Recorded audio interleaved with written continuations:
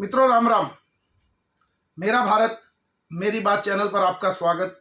मैं हूं अनिल नागपाल और आज के इस अंक में हम बात करेंगे ईडी द्वारा जो चार्जशीट दाखिल हुई है राहुल गांधी और सोनिया गांधी पर, उस विषय पर, क्योंकि एक बड़ा मामला है ये, क्योंकि विपक्ष के नेता है और एक चेयरमैन है अपना इंडी गठबंधन की सोनिया गांधी और देश की बड़ी नेता है। तो इस बारे में क्या सच्चाई है, क्योंकि मामला कोर्ट में है, 25 तारीख को उसकी सुनवाई होगी।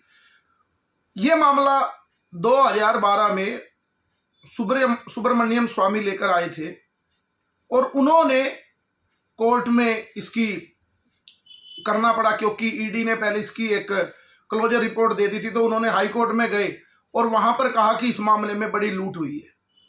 और 1.5 साल बाद पहले वारंट सम्मन जो भी 2015 तक ये मामला कोर्ट में ही रहा और 2015 में सम्मन जारी हुए इन दोनों को।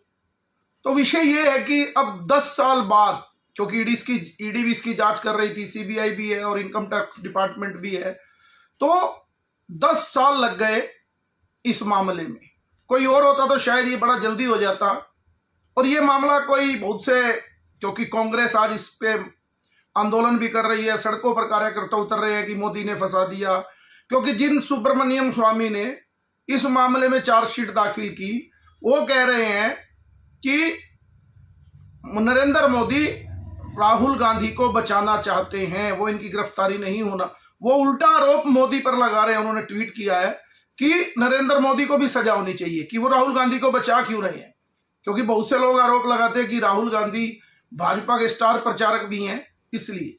लेकिन यह मामला है क्या, इस पर कोर्ट क्या करेगी, वो कोर्ट का काम है, हम ज्यादा इसमें इतने वकालत नहीं। लेकिन एक बड़ी सिंपल सी बात जो हम शेयर करते हैं आपसे कि कितनी एक साधारण सी बात है।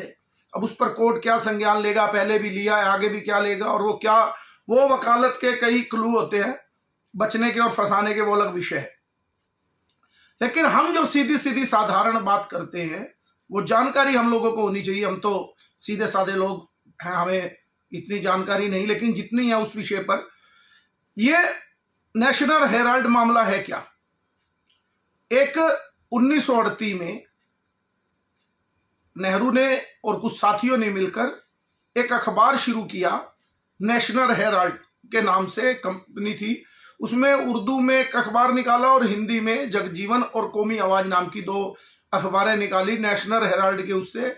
और उस नेशनल हेराल्ड को बाद में एजीएल एक कंपनी बनाकर उसको एजीएल को ट्रांसफर कर दिया और वो उसको चलाती थी। और फिर जब देश के वो प्रधानमंत्री नेहरू बने तो उन्होंने कुछ जमीन उस कंपनी एजीएल को दे दी और कुछ मुख्यमंत्रियों ने, क्योंकि 1938 में केवल एक लखनऊ की जमीन इन्होंने ली थी, उसके बाद जो इनको प्रॉपर्टी बहादुर शाह जफर मार्ग दिल्ली में 3300 एकड़ जगह मिली, यानी कि पौना किला के करीब, और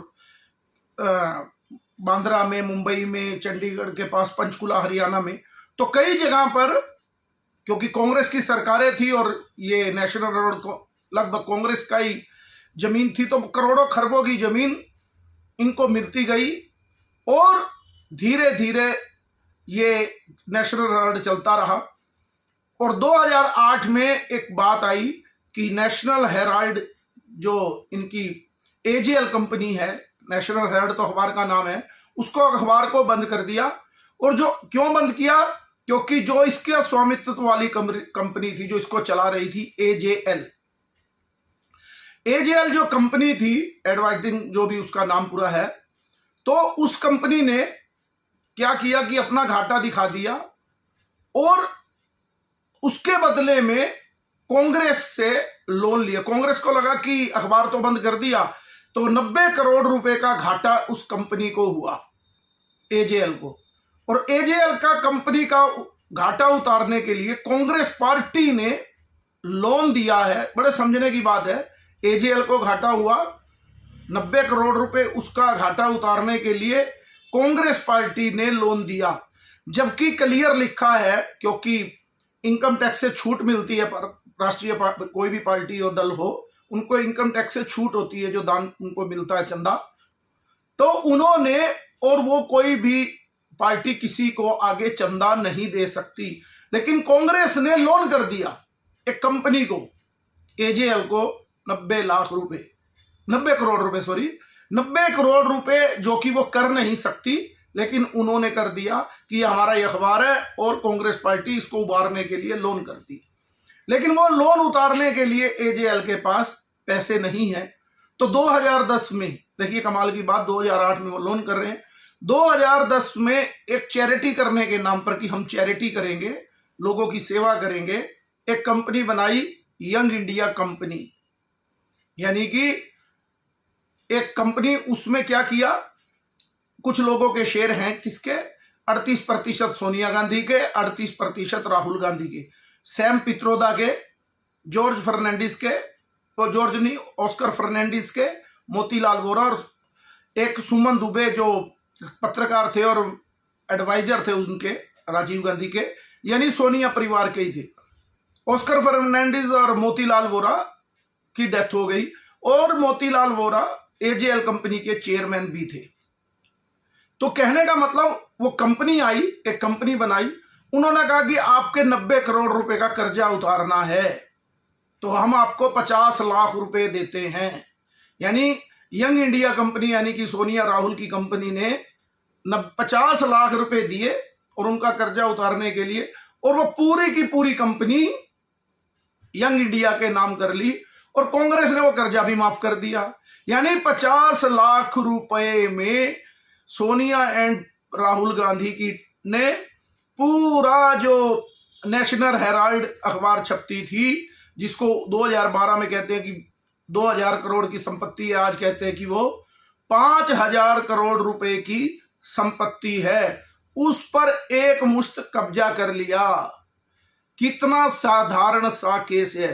कांग्रेस इस विषय पे ये कहती है कि ये तो परिवार की हमारी संपत्ति है, क्या नाम है उसका, नेहरू ने अखबार शुरू किया था, लेकिन नेहरू के साथ उस समय और भी नेता थे, आजादी से पहले ये कंपनी बनी थी। अगर फिर उसके बाद सरकारी संपत्ति दी गई नेशनल हेराल्ड को, अगर इतनी ही वो इनके परिवार की थी, तो फिर सीधी जैसे नेहरू के और जमीन जायदाद जो भी इनके पास हो, तो ये हो ही जाना चाहिए था इनके नाम डायरेक्ट। फिर नेशनल हेराल्ड से इसको एजीएल से यंग इंडिया, और यंग इंडिया से वापस इस परिवार के पास कैसे जानी चाहिए थी। ये अपने आप में हम जैसे देसी भाषा में समझने वाले लोगों के लिए भी एक छोटी सी बात है। उधर ईडी ने कार्रवाई कल फिर बुलाया, उनको राज भी बुला रखा है, रॉबर्ट वाड्रा जीजा जी को भी, कि आप भी जो उन्होंने गुड़गांव के पास जमीन खरीदी उसकी पूछताछ के बारे में। अब कांग्रेस कह रही है कि ईडी क्या बदले की कार्रवाई करती है। 10 साल, क्योंकि अब तो पूर्ण बहुमत भी नहीं है मोदी जी के पास, उस समय तो पूर्ण बहुमत था, अगर कार्रवाई करनी होती तो तभी आपको अंदर डाल दिया जाता। लेकिन एक साधारण व्यक्ति भी इस विषय को समझ सकता है कि किस तरह से बेईमानी की गई। और सुब्रमण्यम स्वामी तो आजकल नरेंद्र मोदी को भी बहुत गाली देते हैं, आपको पता ही होगा। तो ये उनकी जो चार्जशीट जो हुई है, ये याचिका सुब्रमण्यम स्वामी की है, ना कि भारतीय जनता पार्टी की। लेकिन अगर आप इस मामले में बिल्कुल क्लीन हो तो आंदोलन, और क्योंकि गांधी परिवार से ये समझता है हम कोर्ट से भी ऊपर है, हमें कोर्ट कुछ ही किसी भी बात के लिए बुला नहीं सकता। पहले भी जो मामला हुआ था, इनको फिर व्यक्तिगत छूट मिल गई थी, सुप्रीम कोर्ट तक गए थे कि इसको रद्द किया जाए जो ये एफआईआर दर्ज हुई है, लेकिन सुप्रीम कोर्ट ने भी मना कर दिया था। तो एक आंदोलन के रूप में 2022 में भी इन्होंने एक बार जब ईडी ने पूछताछ की थी, लेकिन अब चार्जशीट दाखिल हो गई है। अब इसकी डे टू डे यानी कि नजदीक नजदीक सुनवाई भी होगी। अब 25 तारीख को, 25 अप्रैल को सुनवाई होनी है। बड़े लोग हैं, कितने अंदर होते हैं नहीं होते वो बात का विषय है। हमें तो लगता नहीं कि ये इनको अंदर किया जाएगा, ये अंदर होंगे, क्योंकि कोर्ट भी इनसे डरता है, बचेगा। लेकिन मामला बिल्कुल, मेरे को लगता है, आपको भी लगता होगा, बिल्कुल स्पष्ट है कि किस तरह से 5000 करोड़ की संपत्ति को एकदम से हजम कर लिया और पचा लिया गया। तो ये आने वाला समय बताएगा कि इसमें गांधी परिवार की मुश्किलें बढ़ती हैं या उनको भारत में संपत्ति भी मिलती है जो लूट के मामले में अंदर चला जाए। केवल एक केजरीवाल है जो बेचारे हार गए चुनाव, नहीं तो बहुत से नेता जब भ्रष्टाचार करते जेल में जाते तो सहानुभूति भी मिल जाती है। ऐसा भी हो जाता है कई बार। तो देखते हैं इस मामले में क्या होता है। आज के अंक में इतना ही। मेरे इस चैनल को लाइक कीजिए, सब्सक्राइब कीजिए और ज़्यादा से ज़्यादा शेयर कीजिए। भारत माता की जय। वंदे मातरम। जय श्री राम।